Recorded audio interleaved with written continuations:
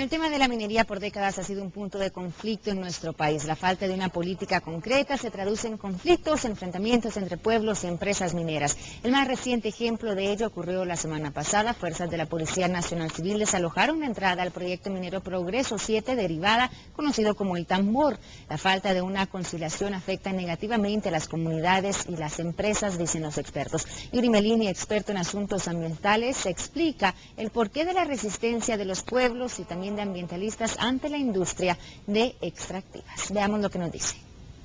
Pero la conflictividad que viene de este modelo de desarrollo, en principio se fundamenta en que el gobierno, desde el tiempo del presidente Arzú, pasando por el presidente Portillo, el presidente Berchó y el presidente Colón y el propio presidente Pérez Molina, ninguno en el Ministerio de Energía y Minas, en el Ejecutivo y en el Gabinete han realizado un estudio costo-beneficio sobre los costos económicos, sociales, ambientales del desarrollo de este tipo de actividad económica.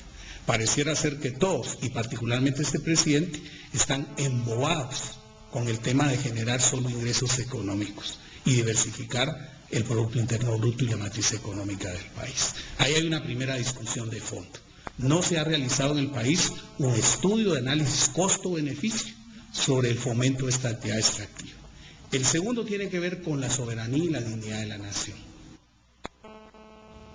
Bueno, y estos daños ambientales, el respeto a los pueblos, pues no son las únicas razones de este descontento. La principal razón, podría decirse, es la falta de comunicación, falta de consulta en las comunidades antes de otorgar alguna licencia. Además está el tema de las regalías para el gobierno y la comunidad. Algunos las consideran absurdas, el 1% al 5%. El pasado octubre, el ministro de Energía y Minas presentó ante el Congreso la reforma a la ley de minería aprobada en 1997 por el expresidente Álvaro Arzú. La propuesta ha sido rechazada por comunidades y por las mineras. Incluye un incremento a las regalías, contempla un mecanismo de cierre de las minas, entre otros aspectos. Lo cierto es que si el gobierno no actúa, el tema de la industria minera continuará siendo un desgaste social y político para el país. ¿Cómo conciliar estas visiones, las ambientalistas, la de los pueblos, con las empresarias? Hablamos del tema con el ingeniero Roberto de Starac, experto en minería. Roberto, gracias por estar con nosotros esta mañana. Gracias, buenos días. Bueno, Roberto, un conflicto que ya lleva décadas en nuestro país, esta explotación minera con los pueblos, especialmente pues las comunidades indígenas. ¿Cómo defienden las empresas mineras la explotación precisamente de estos minerales? Sí, primero, muy buenos días a todos. Nosotros, las empresas mineras, nuestro principal objetivo es brindar y traer desarrollo para las comunidades. Defendemos nuestra postura en base a que este tipo de industrias extractivas o lo que yo le llamo proyectos de desarrollo son fundamentales para el crecimiento de las diferentes naciones. Los países más desarrollados del planeta, entendamos Canadá, Estados Unidos, países en Europa, Suecia, han basado su crecimiento económico llegar a ser países de primer mundo, por supuesto en otras épocas, en base a la extracción de sus recursos. Ahora hablamos que la realidad de esos países es mucho distinta a la de Guatemala, ¿no? En un contexto tanto político, social. Entonces, ¿cómo comparar ese desarrollo en esos países con Guatemala? Pero es que en algún momento lo fue. Ellos pasaron por su etapa de desarrollo para llegar a los niveles en los que se encuentran ahora. La manera de llegar y nosotros poderlo alcanzar y comparar o equipararnos a esos países es con políticas claras, definidas, con apoyo a la gobernabilidad, al sistema de derecho. Eso facilitaría que la industria a nivel internacional se fije aún más en nuestro país para promover las inversiones.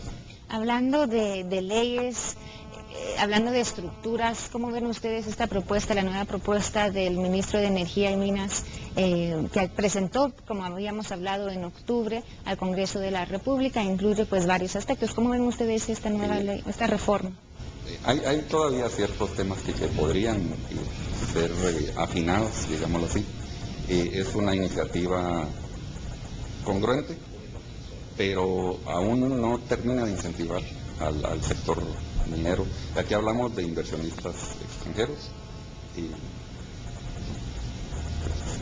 hablamos de inversionistas, inversiones que vienen de países desarrollados, de Europa, de Norteamérica, y no termina de ser tan favorable para la atracción de la inversión. Perfecto. Roberto, hablemos un poquito acerca de el descontento que existe muchas veces en los pueblos por esa falta de comunicación, por esa falta de consultas. ¿Ya? Los pueblos sienten, las comunidades sienten que vienen las mineras y que simplemente ingresan a los sitios sin consultarles, sin decirles cuáles serán los beneficios, cuál será el costo de tener ahí una explotación minera. ¿Cómo se trabaja esto desde el punto de vista empresarial? Sí, primero, las empresas cumplen todas con las regulaciones establecidas en el país.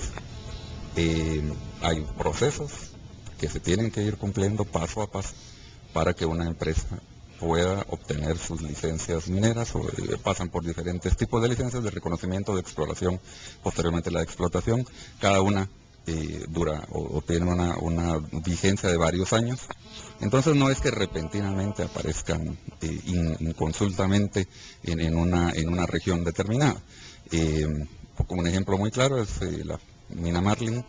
Ellos empezaron sus trabajos de exploración en el año 97 o 98 y no explotaron sino hasta el año 2005, si no estoy. Entonces no es una situación que aparezca repentinamente.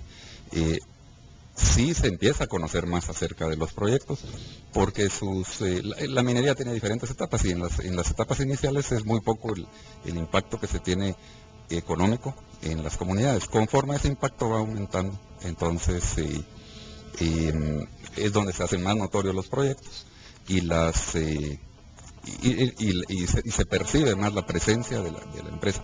No es repentino como ya lo comenté. ¿Y cómo vienen esas empresas, digamos, a justificar el beneficio que dicen pues hay para el país? Porque bien escuchamos de problemas ambientales, de contaminación, a la hora de irse pues ciertamente la tierra pues queda dañada, hablamos de realidades del 1%, entonces las comunidades pues ven esto y dicen, ¿en qué nos está beneficiando? O sea, ¿cuál realmente es el beneficio? Bueno, los beneficios principales son fuentes de empleo. Únicamente la mina Marlin, que es la que está en producción, produce 2.000 empleos directos y 8.000 empleos indirectos. Otros beneficios sobre las regalías, el pago de impuestos. Resulta que la empresa Goldcorp o la mina Marlin es el mayor exportador de Guatemala con $500 millones anuales. En pago de impuestos han pagado en los últimos 5 años 900 millones de quetzales. Está un proyecto de la mina San Rafael que también ha sido muy conflictiva, o ha habido mucha oposición a ella, y podría llegar a generar 300 millones de quetzales en impuestos anuales. Sobre el cierre de la mina, no son cierres, son cierres programados, y lo que se le llama la restauración posterior porque de la mucha mina. gente también dice de que no hay algún como plan, podríamos decirlo de esa manera, a la hora de irse, digamos, de dejar la tierra para volver a... Mire, por ejemplo, en otros países, y lo que sucede es que hay que entender que las empresas que están en Guatemala son empresas que están operando con los estándares más altos de la industria. Estamos operando con los estándares que se aplican en Canadá y en Estados Unidos y en Europa. Entonces, lo que le llaman cierre o restauración de la mina va a cumplir con esos estándares. Y su idea es que sea cierres sostenibles.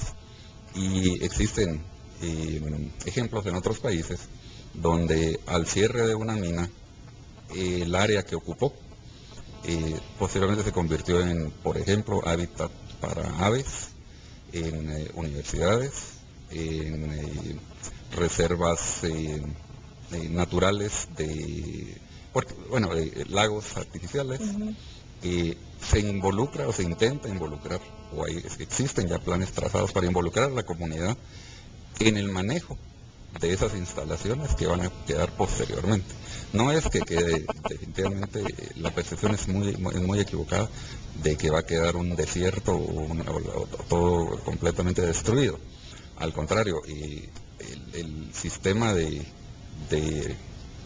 extracción de los minerales permite que las capas de tierra que se van removiendo se almacenan en el mismo orden en el que fueron removidas, para que 10, 15, 20 años después, depende de la vida de la mina, sean reubicadas en el mismo orden, para que intentar de la mejor manera posible preservar el medio ambiente. Roberto, entonces, ¿cuál es, bajo su punto de vista, bajo el punto de vista de las empresas, qué debe hacerse, qué se debe desarrollar, alguna estructura para calmar estos conflictos que suscitan cada vez que se quiera otorgar una licencia a una minera? O sea, bajo su visión, ¿qué es lo que se debe hacer? Porque a mí me está quedando un poco más claro que es realmente tarea de nuestro gobierno imponer esas leyes, sanciones o reglas que las empresas deban de seguir. Creo que el gobierno sí debe estar mucho más involucrado en esto. Sí, de hecho, eso es una de las solicitudes más fuertes, la gobernabilidad o la participación del gobierno en la regulación de lo que sucede con el tema minero, pero también en la comunicación. Las empresas hacemos un esfuerzo muy grande de comunicar a las comunidades aledañas y también al público en general las actividades que se están llevando a cabo, los proyectos de desarrollo, pero también es necesario que el gobierno participe activamente, evitando, por supuesto, en todo momento, en la medida de lo posible, el conflicto, porque sabemos que eso no nos va a llevar a ningún lado. Es lo que las empresas también tratan de evitar, pero sí, definitivamente el gobierno tiene que participar. Lo fundamental es la comunicación. Exacto, yo creo que ese ha sido el punto, el talón de Aquiles en este tema, la comunicación, y también, como decimos, sí, estructurar mejor las leyes que existen. Algún tipo de reforma va a ser muy necesaria. Roberto, te agradecemos mucho por haber estado con nosotros esta mañana. A ti, muchas gracias. Muchas gracias a Roberto de Starac, experto en minería, hablando un poquito acerca de este conflicto que se suscita en nuestro país, y en recientes semanas pues hemos visto ejemplos de ello. Antes de cerrar el tema, queremos lanzarle la pregunta del día. ¿Qué opina de la explotación y la exploración minera en el país? Déjenos saber a través de nuestras redes sociales, vía Facebook y Twitter. Más adelante compartimos sus respuestas. Continuamos con más. Muchas gracias.